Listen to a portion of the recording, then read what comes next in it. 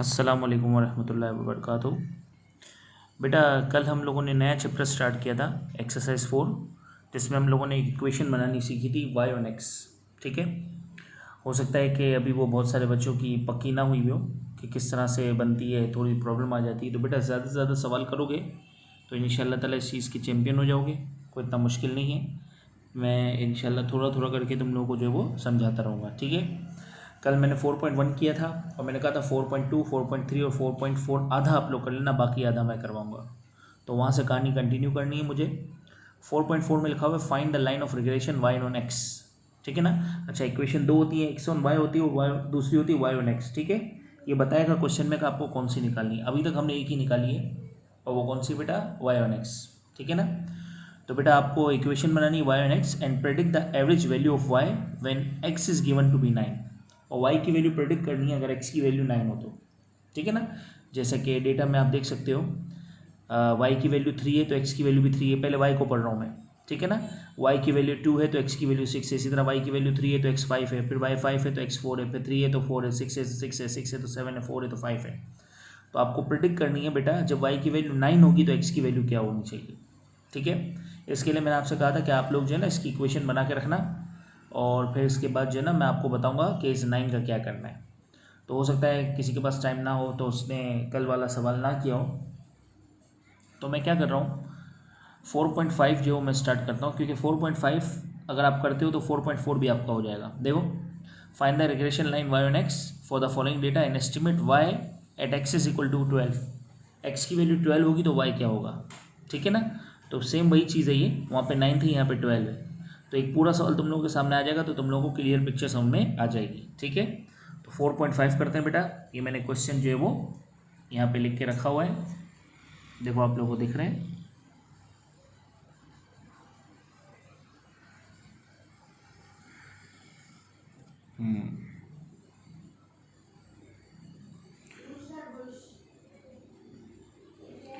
ये बेटा मैंने x और y की वैल्यू लिख दी।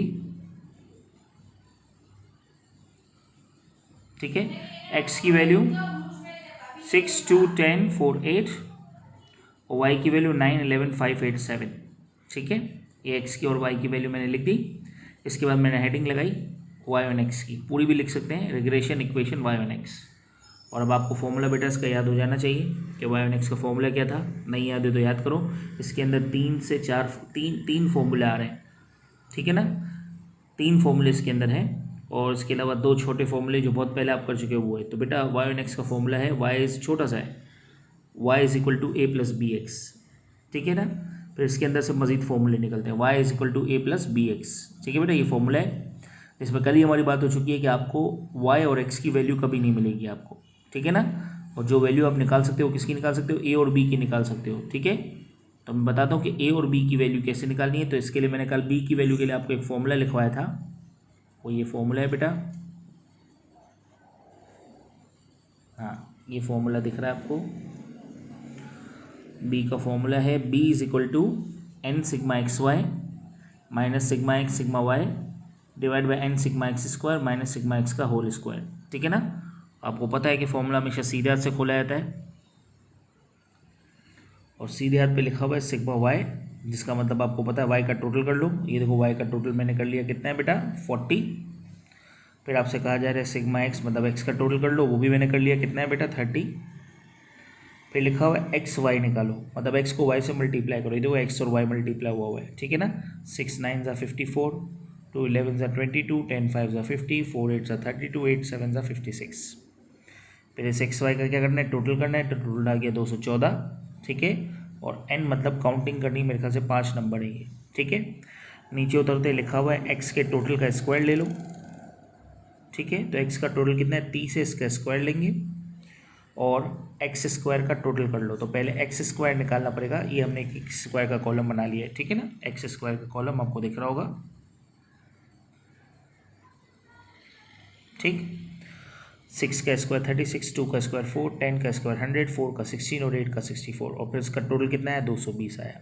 ठीक है, अब समझो 90% तो काम हो चुका है, अब सिर्फ वैल्यू पुट करनी है। कैसे करनी है भैया देख लो। b is equal to n की जगह 5 आ गया और एक्स वाई का टोटल 214 माइनस एक्स का टोटल 30 और वाई का टोटल 40 डिवाइड बाय एन की वैल्यू 5, ठीक है। एक्स स्क्वायर का टोटल 220 और एक्स का टोटल 30 और इसका स्क्वायर आ गया, ठीक है। इसके बाद क्या करना है भैया, 5 को 214 से मल्टीप्लाई किया तो 1070, 30 को 40 से किया तो 1200, 5 को 230 से किया तो 1100 और 30 का स्क्वायर 900। फिर इनको माइनस किया तो ये आपका 130 आ गया और फिर 200 आ गया और इनको डिवाइड किया तो हमारे पास आंसर आया -0.65, ठीक है। ये हमारे पास बी की वैल्यू आ गई। मेन फॉर्मूले को आपको अपने दिमाग में रखना है, आपका मेन फॉर्मूला ये है, ठीक है ना। इसी से ही आपको सब कुछ ढूंढना है, ठीक है। एक्स और वाई की वैल्यू आपको नहीं मिलेगी, बी की वैल्यू आपने निकाल ली, अब आपको ए की वैल्यू निकालनी है। कैसे निकालोगे बेटा, देखो ये ए का फॉर्मूला है, A is equal to Y bar minus B X bar. सीधे हाथ से फॉर्मूला खुलता है, एक्स बार की वैल्यू आपको मिल जाएगी, एक्स बार का मतलब है एक्स का मीन, जिसका फॉर्मूला है X bar is equal to sigma X upon N, ठीक है। सिग्मा एक्स हमने पीछे निकाला हुआ था, कितना था 30 था मेरे ख्याल से, हाँ 30 डिवाइड बाई एन, एन कितना है 5 है, तो 30 को 5 पे डिवाइड किया तो कितना आया 6 आया, ठीक है। ये एक्स बार था, इसका आंसर 6 आ गया। बी की वैल्यू हम लोग निकाल चुके -0.65। अब वैल्यू निकालनी है वाई बार की, तो वाई बार की वैल्यू का फॉर्मूला क्या होना चाहिए बेटा, वही जो एक्स बार का था। एक्स बार का अगर फॉर्मूला था सिग्मा एक्स अपॉन एन, तो वाई बार का क्या होना चाहिए sigma Y upon N. Sigma Y कितना है 40 डिवाइड बाई 5 कितना आ गया 8 आ गया। अब हमें क्या करना है, वो जो ए का फॉर्मूला है ये वाला, इसके अंदर वैल्यू पुट करनी है क्योंकि हमें सब कुछ मिल चुका है, ठीक है। तो हमने वैल्यू पुट की, A is equal to Y bar, Y bar कितना था 8 था, फिर माइनस फॉर्मूले का, और फिर बी था -0.65, इसीलिए आपको 2 माइनस नज़र आ रहे हैं, ठीक है ना। और एक्स की जगह ब्रैकेट में 6 लिख दिया मैंने। अब मैंने क्या किया बेटा, 8 की जगह 8 आया, 2 माइनस आपस में मल्टीप्लाई हो गए, क्या हो गए प्लस हो गए, और 0.65 को 6 से किया तो 3.9 आया, और फिर ए के लिए क्या किया बेटा, इन दोनों को प्लस कर दिया तो 11.9 आ गया हमारे पास, ठीक है। दो वैल्यू हमें चाहिए होती है, बी की वैल्यू जो कि आई है हमारे पास -0.65 और ए की वैल्यू 11.9। अब हमें क्या करना है, जो हमारा मेन फॉर्मूला है y is equal to A plus B X, इसमें इस वैल्यू को पुट करना है। क्या फॉर्मूला है, y is equal to A plus B X, ठीक है ना, आपको याद होगा y is equal to A plus B X. तो ए की जगह ए की वैल्यू आ गई 11.9, ये प्लस फॉर्मूले का है, और b जो है वो -0.65 और x की जगह x आ गया, ठीक है। 11.9 प्लस माइनस माइनस 0.65x, ये बेटा हमारा पहला हिस्सा सवाल का कंप्लीट हो गया है, ठीक है। ये इक्वेशन हमारी बन गई है। अब हमें क्या करना है, सवाल के दूसरे हिस्से को सॉल्व करना है, जो कि ज़्यादा मुश्किल नहीं है, सिर्फ 3 लाइनों का है वो। कितनी लाइनों का, 3 लाइनों का है ये, ठीक है ना। क्या कह रहा है ये कह रहा है कि estimate y at x is equal to 12, जब x की वैल्यू 12 होगी तो y की वैल्यू क्या होनी चाहिए, ठीक है ना। तो आपको क्या करना है बेटा, जो इक्वेशन आपने बनाई हुई है उसमें x की जगह आपको x की वैल्यू लिख देनी है, ठीक है। ये जो आपने इक्वेशन बनाई है यहाँ पे, कहाँ गई, हाँ ये जो आपने इक्वेशन बनाई कहाँ गई, ये वाली equation, y is equal to 11.9 minus 0.65x, इसमें x की जगह जो आखिरी में x है, इसकी जगह x की वैल्यू लिखनी है जो क्वेश्चन में हमेशा दी जाएगी, ठीक है ना। तो वो आपने 12 यहाँ पे लिख दिया, 11.9 माइनस 0.65 ब्रैकेट 12, फिर उसके अगले स्टेप में आपने 0.65 को 12 से मल्टीप्लाई किया और फिर दोनों को आपस में माइनस किया, तो आपके पास y की वैल्यू आ गई 4.1, ठीक है। एक अंदाज़ा होता है कि अगर x की वैल्यू 12 हुई तो y की वैल्यू क्या आएगी बेटा 4.1 आ जाएगी। तो इसको इस तरीके से सॉल्व करना है, ठीक है। मज़ीद 2-4 क्वेश्चन आप लोग घर पे कर सकते हो, जैसे 4.4 किसी ने ना किया हो तो वो कर ले, 4.5 कर ले, इसके अलावा 4.6 और 4.7 देख लेना, बस इतना ही कर लो तो बहुत है। 4.6 और 7 हो सकता है कि मंडे से इंशाल्लाह ताला हमारी क्लासेस जो हैं वो कोचिंग में ही हो, ठीक है ना। लेकिन बेटा अपना टाइम ज़ाया नहीं करना तुम लोग, ठीक है। ऑलरेडी मैंने कहा ना बहुत टाइम ज़ाया हो चुका है, अगस्त के महीने तक हमारा स्टेट्स का ये सेक्शन भी कंप्लीट हो चुका होता है, ठीक है ना। और सी चल रहा होता है या ए चल रहा होता है, स्टेट्स के पेपर में 3 सेक्शन होते हैं। इकोनॉमिक्स में हमारा माइक्रो जो है वो तकरीबन ख़त्म हो चुका होता है, लेकिन इस बार आप देख सकते हो कि माशाल्लाह बहुत पीछे हम लोग, और मज़ीद अगर आप लोग टाइम ज़ाया करोगे तो और ज़्यादा मसला हो जाएगा आपके लिए, ठीक है ना बेटा।